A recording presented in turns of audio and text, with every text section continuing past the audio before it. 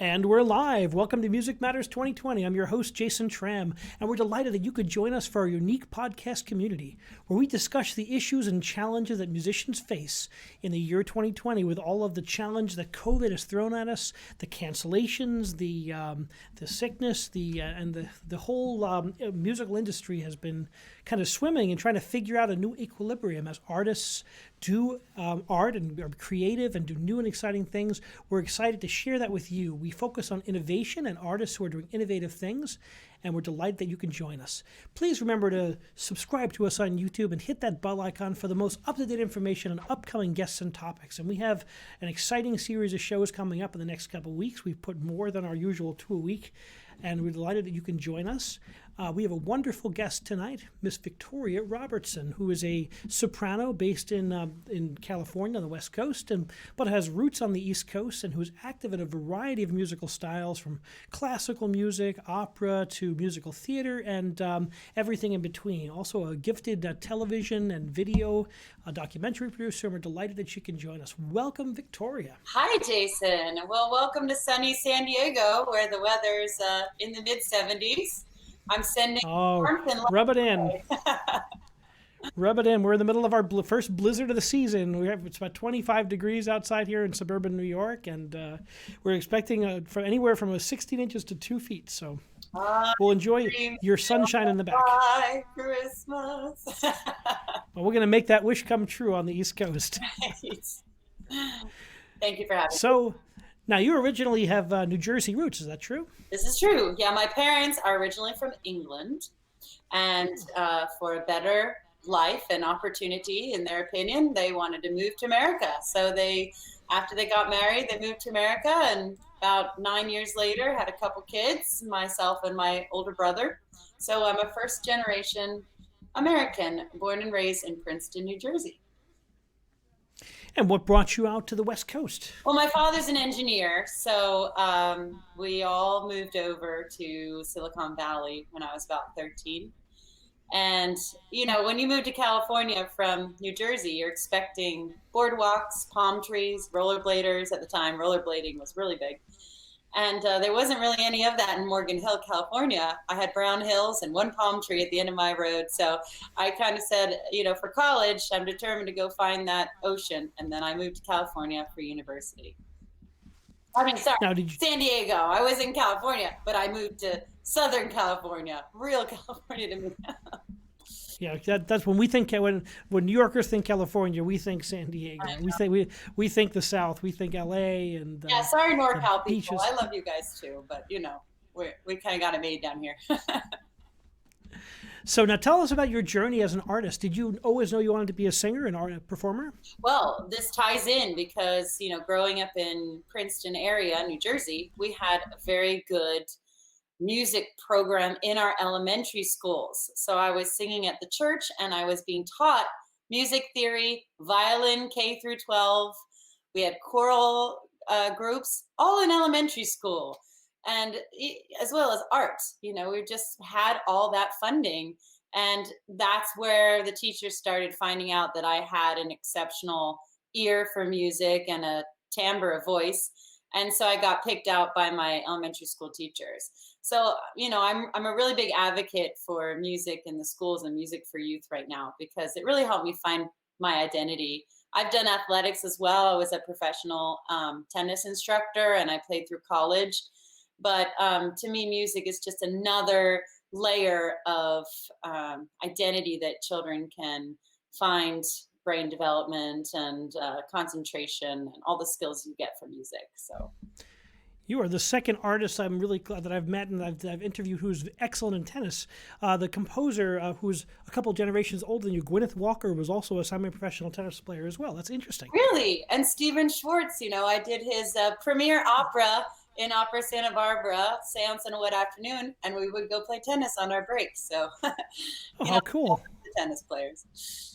So yeah, then from there, you know, moving to California, my mom got me involved in the community theaters. And then I signed up for this wonderful program in San Jose called the Children's Musical Theater. And they had fantastic shows that they performed at the theater that Opera San Jose performs in.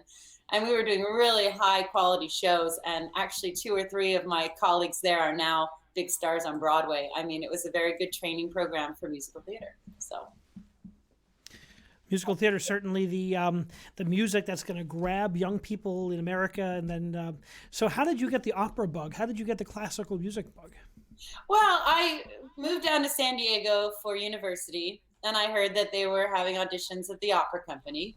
And I was sort of under the impression that it was like musical theater, when you get into the chorus and then you work your way up to small parts, and then, pretty soon you're going to be the lead. So I thought this would be a great in for me. My teacher at the time said, "But you don't know any arias," and I kind of learned a few. I had a pretty good teacher in San Jose that was just starting to teach me some classical background and training in languages. So when I auditioned, I think they were doing, I was trying to remember, I think it was Lohengrin. It was such a big chorus that they were pretty much hiring everyone who could sing well and was a good musician. So I got my foot in the door with San Diego Opera. And then, at the time, San Diego Opera was one of the top companies in the country, and they were flying big celebrities from all over the world. And here I was standing on the stage with these big stars and with this massive audience going, "Oh, here's an art form that I'm interested in." So I really actually came from a place of an entertainer more than from the place of an artist. And I kind of learned the artistry and grew into the artistry later on.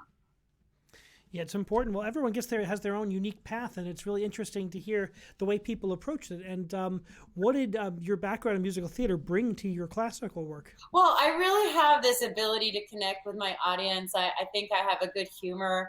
I understand showmanship. I've always kind of worn the bright outfits and had the, big hand gestures and tried to bring the people in. But I also learned how to play guitar when I went to college, and then I started a band. So I was like, I used to tell people, "Oh, I sing opera on the side." I was like, I'm a band singer and I write songs and I'm in a band, but I sing opera on the side. And then I also had this project where I'd sing opera electronica, and there were DJs, and I'd sing opera, and I was, trying to make that a thing to bring opera to the masses. And I was just trying to appeal to the general population instead of sticking to an elite group that already appreciated it. But then I learned later on in life with my latest teacher the real intricacies of the craftsmanship and the artistry of opera, and I think that opened my eyes to appreciate a lot more the seriousness. And I don't mean stoic serialism. I just mean like the seriousness of the beauty of this music without the necessity of the show. So it's kind of a nice balance now, I think. You see, we can certainly spend years talking about the technique and how the artistry that goes in style and performance practice, all that stuff.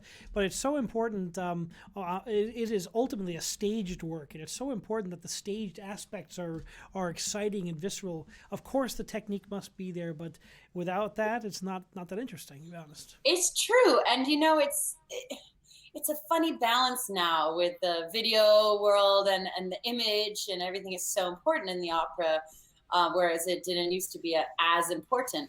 But remember the lines that used to be around the street to hear the opera back in the day, it was because of the voices. And sometimes I've kind of learned lately that if you really spend your time trying to get the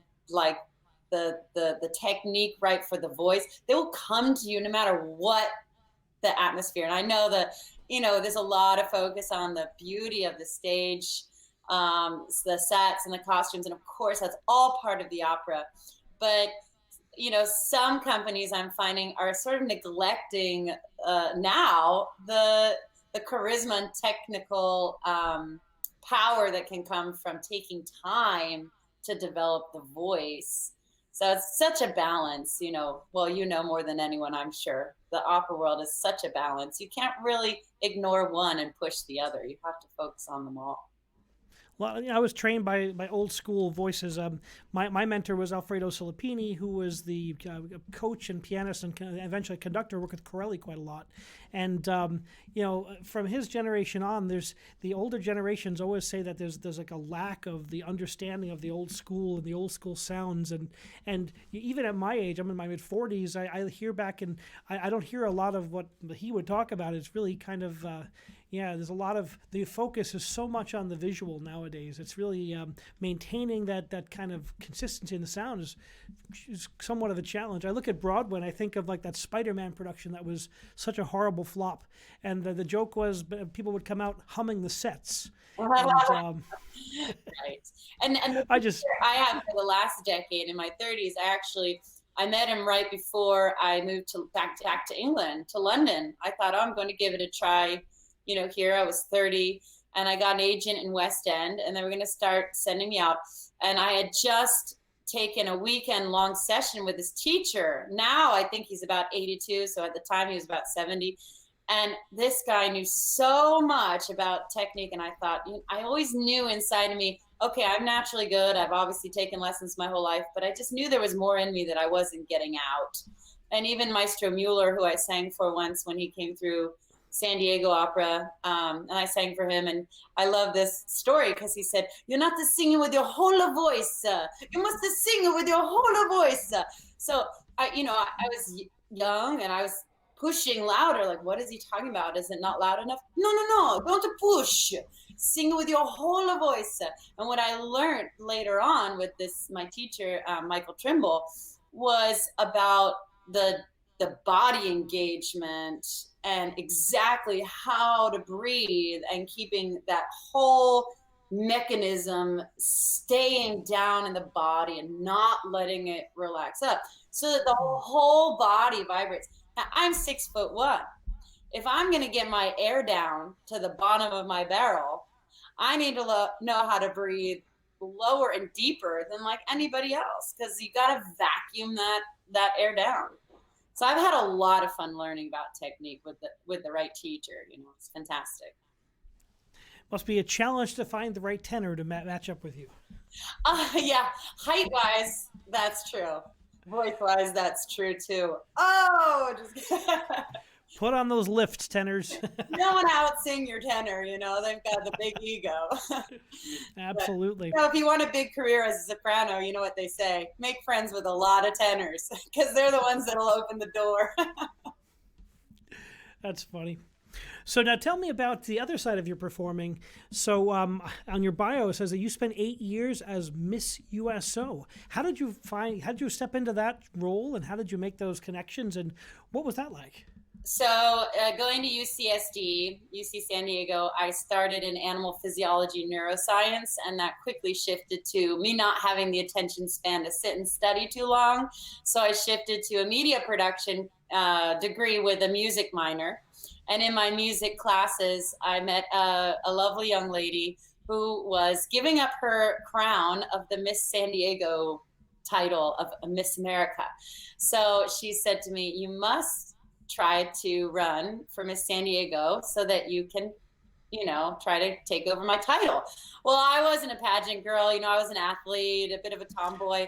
Oh, so you weren't a pageant person. We had Miss New Jersey, who was an opera singer friend of mine, lives in Red Bank, on a couple months ago. So interesting. So you got there not through the pageant. New Jersey sisterhood.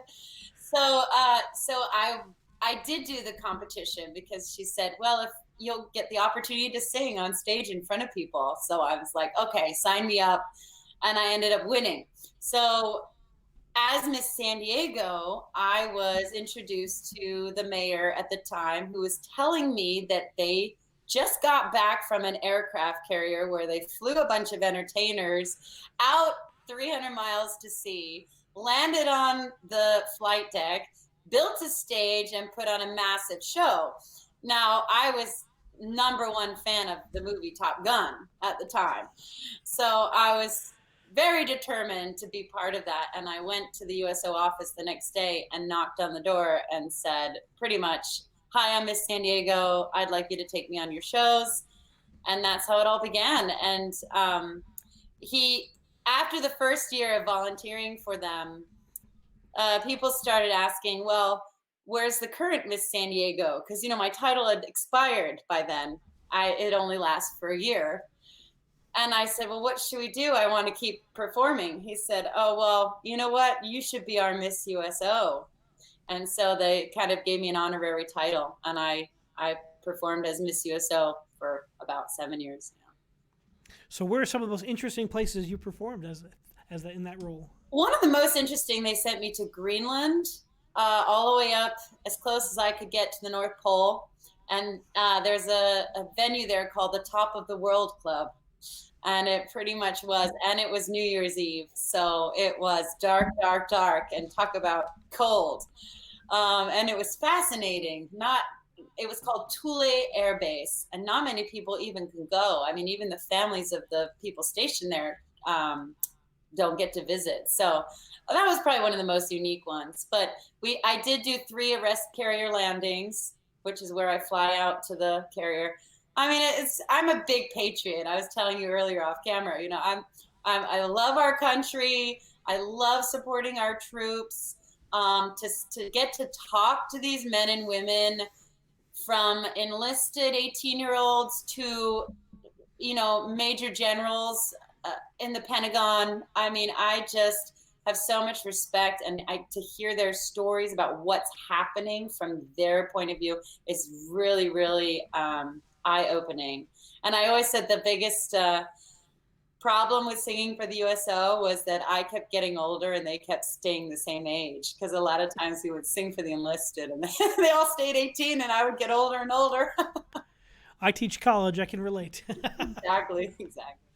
Wow. So you've been in some incredible places, and what's the response from the audience when you get in front of an audience who's maybe out deployed somewhere in an interesting place? What was some of the responses? What did it feel like to make music in those circumstances? You can't even imagine, Jason. It's like one of the most rewarding give back experiences, because you feel so grateful that you're performing and people are enjoying your performance. That's what we love it, when people appreciate, what they appreciate us so much, and then we appreciate them so much for putting their life out there to protect our country.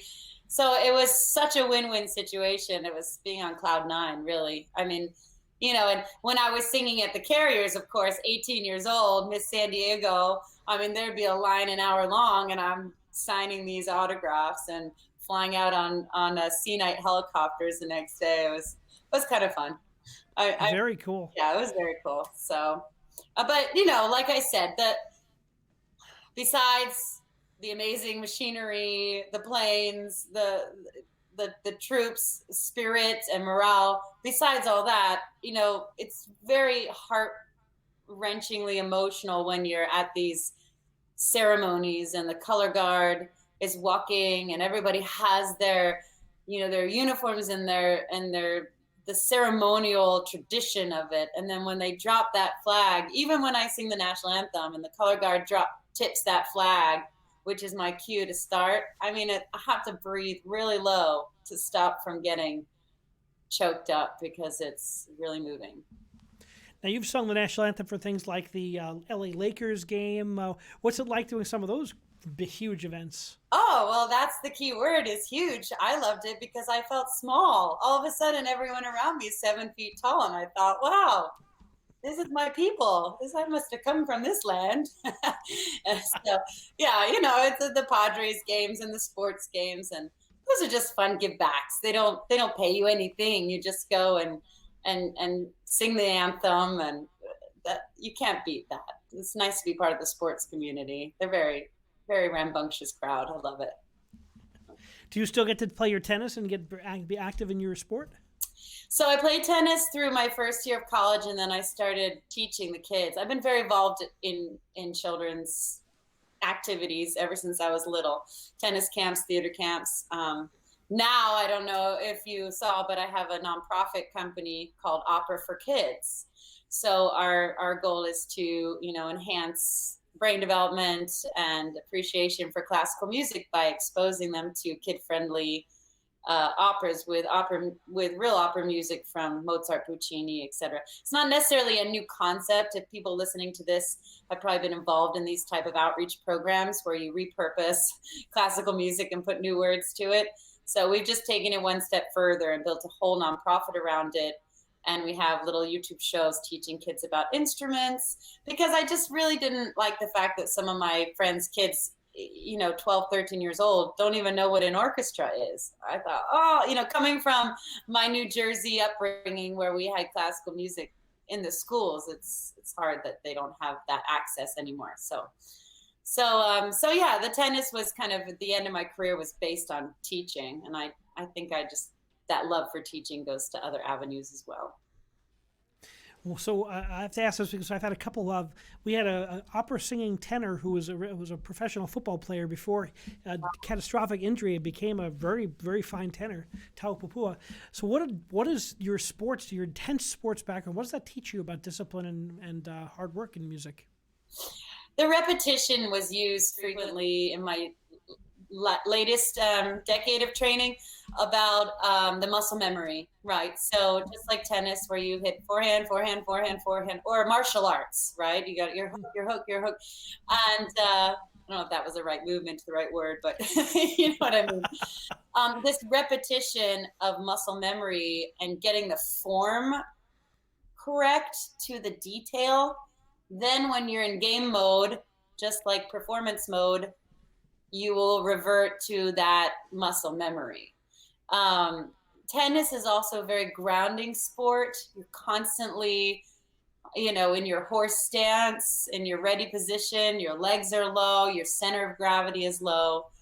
And as a lot of us breathing technicians know, it's extremely important to keep that grounded sensation when you're breathing. So anything that I also did horse riding competitively all through my youth. So anything that has to do with focusing on your seat, your ground, your floor, is going to help with your deep breathing. Interesting. So I always tell my students, anchor that breath, anchor that voice to the breath, down, body, think, grounding that sound. That's so important. And it makes sense that a lot of athletes I know that can become wonderful musicians because of that discipline, that training. Yes, and the breath work. Now I swim.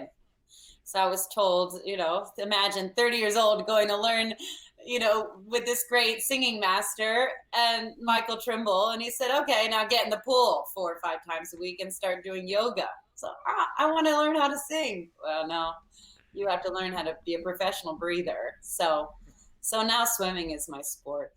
That's kind of my main sport now. Wonderful. So now you also have other interests too. You do a lot of things incredibly well. Tell us about your ventures into film and television. So I did that film degree at UCSD, and I really had a choice to start making no money working as a PA in the TV industry, or making no money trying to become a musician. So I chose the music route. And it wasn't until I was living in England, as I mentioned, when I got the agent for West End, that a keyboard player in my band said to me, oh, I heard you're in England. Do you want to do a TV show on something there for my national cable network? Because I heard you used to do TV. So, of course I said yes, because I'm a doer. And if someone gives me an opportunity, I'll take it. And I did a TV spot on Jaguar cars and did a great half-an-hour program, and the network loved it. And then they started hiring me to do more shows in England. And then when I moved back to study with my teacher, there comes a point when you start needing more money, and you don't always have enough sponsors to cover training, etc. So I thought, right, time to go back to work.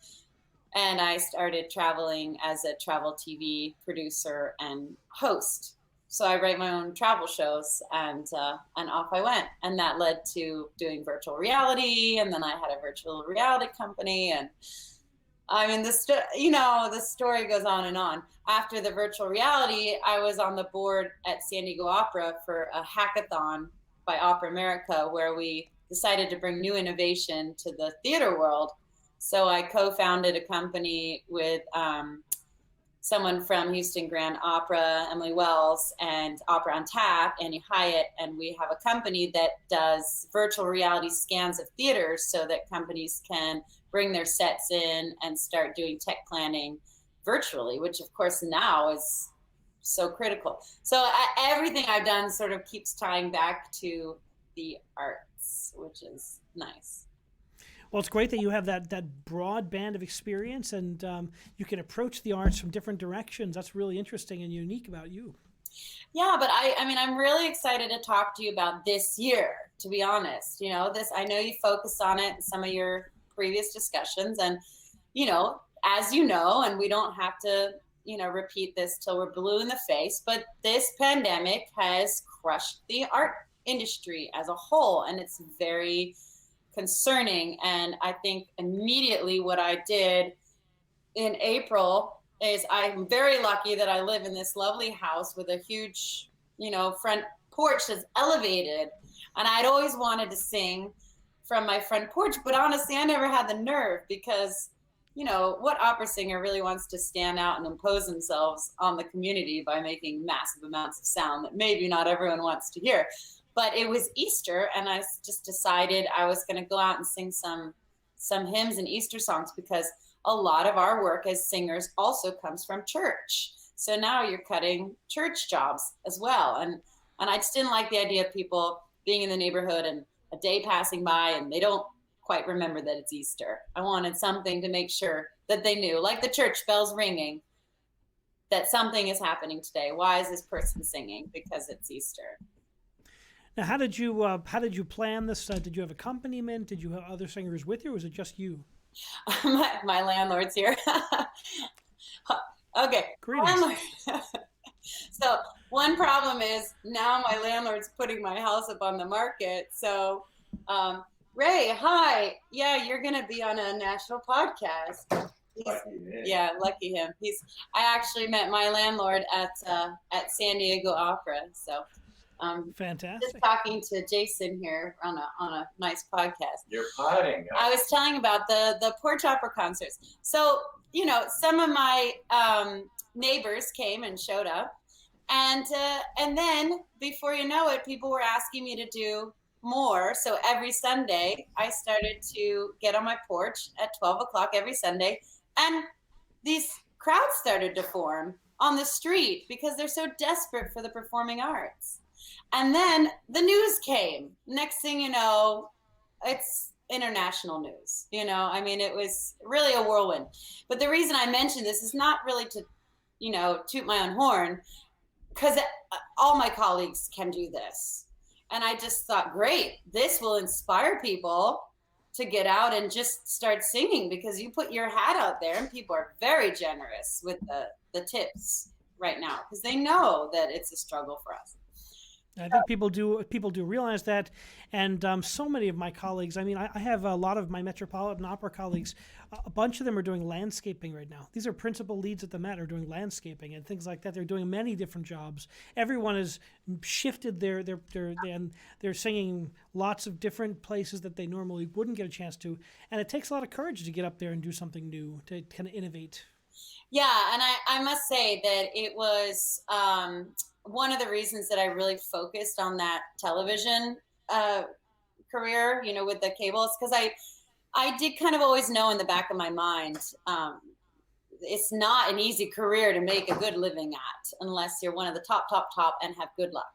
So I thought I better develop another skill just in case, you know, I need to fall back on that or even fill in the time. And I really recommend that to a lot of students that I work with that ask me advice. I say, try to get a business degree and a music degree, because you can always fall back on your creativity in the business world. And so with the pandemic, singing on the porch, you know, sure, that's easy. Someone got up, sang on the porch. It's the innovativeness of, don't let something stop you. Just find a way to use that as a tool to come up with something that maybe you wouldn't have thought of before. So then one of my really good friends owns a coffee shop in town. And he said, "Oh, I've always wanted to do music here in this little parking lot next to my coffee shed." And I said, "Okay, well, let's do it." So now every Sunday we have a concert series where my Latin band plays. And then every other week we offer that platform to another band that we know might want an opportunity to perform and make tips. And I mean, they're tipping us between $600 and $800 a time. So everyone's getting a little something. And yeah, it's not replacing those big contracts and those corporate gigs that we had, but it's doing what we can right now with the resources we have. And Yeah, and people have to find, artists have to find ways to keep themselves performing. This will end someday, and people have to be ready to start up again. And look at you. Look at this wonderful calling that you found doing these beautiful podcasts. I don't know if you started before the pandemic or during. No, I hit March. All of my choral societies and my orchestras and my professional work, I was supposed to be conducting at Merkin Hall in New York. Everything just dried up immediately, just full stop. I was teaching at the university still, but just all on virtual. And I just sat there for a month, just like doing yard work and just kind of a lot of philosophy, a lot of studying, and just kind of depression. And I'm saying, what can I do? I need to do something. I'm not going to be performing for a long time. So my son and I, he's kind of studying television production and tech. And, he said, why don't we start a podcast? Why don't we just see, you've got a lot of connections. I love a lot of different types of music, and I'm active in a lot. And I said, let's go with something different. And it's kind of become a lot of something I love now. Yeah, and it's really great because you're these days marketing is so important. It's such a great way to get your name out, network with other musicians. So many of my friends are doing these online concerts, which is fantastic. I never really got too much into the online stuff, but maybe that's another avenue now I need to explore. So you've kept it mostly live performances but modified. Yes, but I was filming my porch opera concerts and editing them. That makes sense. I'd have like 4 cameras around and I'd edit them all. And then at the first I was pretty religious about popping them on YouTube. And I mean, I was getting checks from a few people in Michigan, Arizona, it was weird because they knew my address because, it was all over the news, which, it could be a little. Yeah. They can figure out what porch you're on. That's interesting. Yeah. Yeah. My friend who's an agent in Nashville said, make sure you pack your gun. I was like, oh God. But, everyone's been really positive and sweet. So. Well, people really do miss live music. I mean, everywhere you look, people are just, there's no replacement for it. Zoom and virtual things are great, and we all love them, but it's just a pale replacement compared to the original. And for the kids, too. Like I told you, I'm a big advocate for supporting kids in music and athletics. So with the Opera for Kids nonprofit, yes, we started doing digital YouTube shows, but then we started doing pop-up concerts in the park. So we have our battery-operated Boses and our wireless microphones, so everyone could stand distanced away. And we would get our characters. I get to dress as a princess, and my tenor colleague dresses as a fox. And we do our little opera for the families. And they're so appreciative because the kids don't have that exposure to live theater right now. And then the seniors. I was telling you earlier that just today, I went to one of the senior homes in my neighborhood, and we had arranged with the activities director to sing from the street side and court side up. And I mean, these balconies, this complex must have been about 12 stories high. Wow. And there were people all the way up in the penthouse looking and waving, and we were singing opera and Christmas songs. And of course we have to make a living, and I'm not downplaying the struggle right now and the creativity in other avenues of revenue.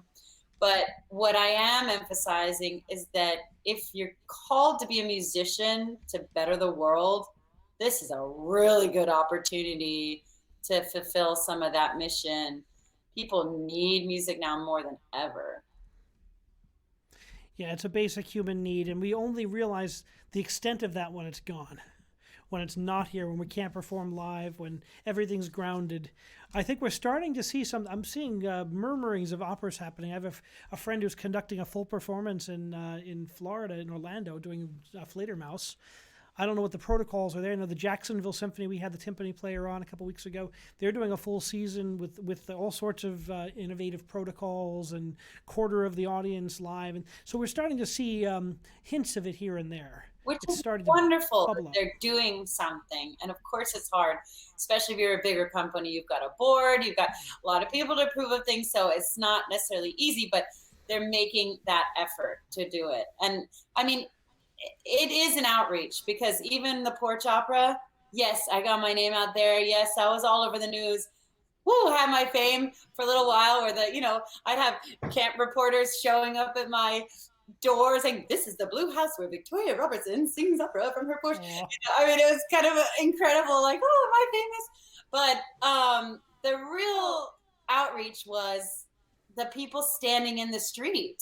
I mean, they came, I got cards and letters, and people left gifts for me. And it wasn't because I'm the best singer in the world. It's because I was giving them something at such a hard time. And they appreciated it so much. It brought tears to my eyes, seeing them standing there. It wasn't about being a prima donna and having an audience. It was about, wow, my neighbors care so much. You did one of these every week? For 25 weeks in a row. I have a few friends who've done a few. That's a lot. Good for you. That's a commitment. Exciting. I made it. Wow. And the only reason I stopped was because my landlord, who you saw in the background there, needs to sell the house. So I just had to stop. And then I started bringing guest musicians. I'd have my friend April Leslie would come play clarinet, and Bernardo Bermudez, my business partner, would come and sing, duets with me. And I treated it like a concert too. I would be in a gown, I came right on time. It's like you said, great practice for me, but boy, did they appreciate that. I mean, I would encourage anyone listening to this who's a musician to come up with some sort of a give back to the community. Put your tip bucket out. I'm sure they'll compensate you for your generosity, but that you'll make a big difference in a lot of people's lives right now. Music is the key to unlock that depression. Music is the key to unlock the worry and the fear. So it's very important that we, try to make it happen somehow, as you guys are probably doing. But I just want to encourage. Yeah, this is my 74th episode, and it's so interesting to see how everyone is finding innovative ways to approach strategies to kind of bring what they do and to keep the art alive in their soul.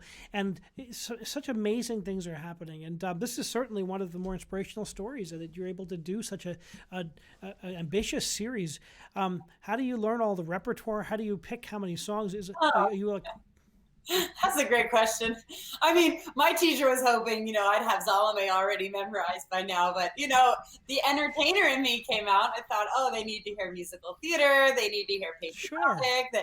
So I mix it up from a few serious opera arias and then some Phantom of the Opera, which they all love, and Sound of Music, and then some lovely Spanish songs. And, I would repeat a lot and mix it up. And, yeah, I mean, ideally, if the artist would have said I could sing different arias in each Porch Opera concert from my own, practice.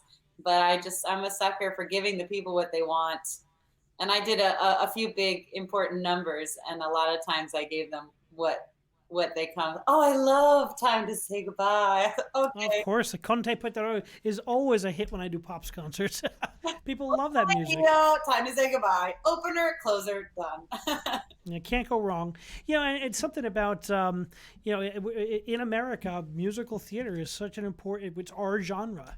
It's completely our music. So it makes some sense for someone who does both to do both and to mix it up. People appreciate the opera more when it's surrounded by pieces they recognize immediately and understand. Which is why this Opera for Kids company that I've co-founded is so important to me, to get those melodies in their ear young with English words that are friendly to them. A lot of times people don't like opera because it's in another language. It's a barrier, certainly a barrier. Yeah. Besides Spanish, U.S. is not very big on multi-languages, not like when you're in Europe. So that's hard. It's dramatic. People die, and they're talking in another language. I can see how if you don't study it and understand it, it could be a little too overwhelming. So it's good to mix it in with stuff that they like, and sing it with an opera technique, so that they're still listening to an opera singer. It's just that the material is a little different. And so, how long were each of your concerts? They're each about 20 to 30 minutes long. I had to keep it short because you remember at first I'm trying to not get in trouble too. They're blocking the road. I mean, on Mother's Day, I must have had 300 people on my street. I'm not kidding. Oh my. It was incredible. And I looked out there and I thought, you have to remind yourself, Victoria, this is not normal. Because I got kind of normal feeling. I'm like, no, remember, this is not normal. And, the police came to my house on one Wednesday, knocked on my door, dun, dun, dun, dun, dun. We heard you're making crowds of people. And I'm like, no, I'm not. I'm just practicing from my front porch, They're like, I'm not doing anything wrong, officers. And eventually they called it a peaceful protest and let me go. But, No way. Yeah, it was the drama of this series. It went from, I lost my best friend in a car accident during COVID, and I had to sing like 3 days later on my porch. So there's a lot of ups, a lot of downs, and it taught me to just be a performer and know, like, having a stage on your front porch has got to be the best training tool. No matter what the situation, what my mood is, obviously the BLM riots, or not riots, but the protests, and then followed by the riots, and everything was going on, and I'm still there on Sunday at noon for 20 minutes, no matter what. And that was a good learning experience. Yeah, it's a very good learning experience because people need the art. They need that, the ability to heal and inspire and come together.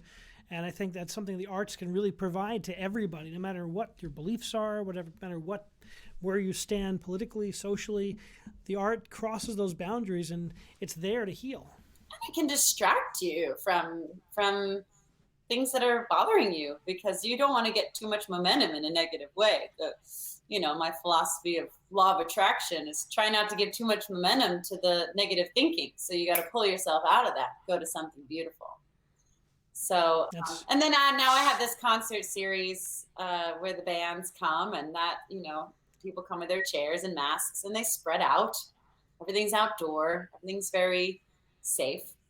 And then I have the opera for kids. So I'm actually quite busy, and it's, besides the money situation, which of course all those big contracts have been canceled. But as far as being an artist and an innovator, there's been a lot of opportunities come out of this change. Not that I would wish it again, but you know what I mean. Make the most out of it. We can't change once it's happened. We're all here, so we have to bloom where we're planted, right? That's the most important thing. Yes. Yeah. So what do you work? I'll say again. As are you. I'm very impressed with this career path of yours. Well, it's I've never been one to stand still for very long, and if one path has a block in front of it, I'll just go in the other direction and start moving. Very good. Very good. So what are some things that you're working on right now, the next level, the next chapters? Because you seem like someone who's always got 10 things on the mind at any given moment. Well, needing to move, I haven't put too much thought on it yet, because I've lived in this house for 18 years. Wow. It's been home base while I've trained in other cities. It's been home based. Even when I, lived in New York for those 3 months, it's always been home base. So I don't really know where the next home base is going to be. So I can't think too far in the future. But right now, my goals are to push my 2 companies that I have. One is my nonprofit, the Opera for Kids, and Opera for Kids. And how can we find out more about that? What's your website, so I can give people a chance to go check it out? It's operaforkids.com. Our next project is, we had done a beautiful performance with the Classics for Kids Orchestra at the Balboa Theater for 5,000 children. Wow. And we bussed them all in pre-COVID. Well, now things have changed a little. I'm writing a new opera called Message in a Bottle for kids.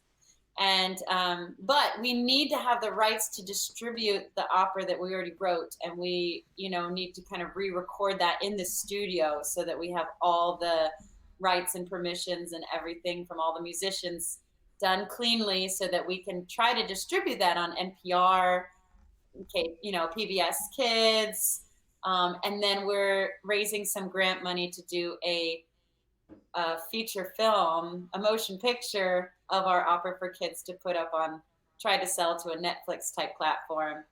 I mean, it's a short opera. It's like 35 minutes. But perfect for kids. We want to use the pop culture to expose the music into the normal pop culture, what's happening, what kids are really doing now. They're watching movies, they're watching, YouTube. So that's one big project, it's coming up. And then I have this company called 4Stage Labs, and that is the company that does the virtual reality scanning of the stages. So we've already partnered with quite a few opera companies, Houston Grand, San Diego Opera, or San Diego Theaters, and we're doing some work with Opera Santa Fe, hopefully when the weather gets nicer and it opens up. So what we would look for there is to have opera companies who work with theaters or have productions that they want to bring in or rent out, would come to us to use our tool. We're looking right now for beta testers. So we have about 6 beta testers. So any opera companies or theaters that are interested in having a virtual scan of their stage and then being able to bring, with a laptop or a VR headset, you can bring the sets into the inch and start figuring out exactly how things are either going to be designed or how pre-existing sets are going to be able to technically fit in, because every stage is different, as you know. Completely. They're designed for one specific location. When they go on the road, it's really a challenge. I did a production of Porgy and Bess. That was the Opera Company of Philadelphia sets and costumes, and we brought it to the theater in Newark, New Jersey, and we only had a foot. It was supposed to be 5 feet, and things were all... Wow. It was interesting. It was 2009. We didn't have your tool back then in 2009. I'll have to get your testimony so that we can add it to our pitch deck about why it's important.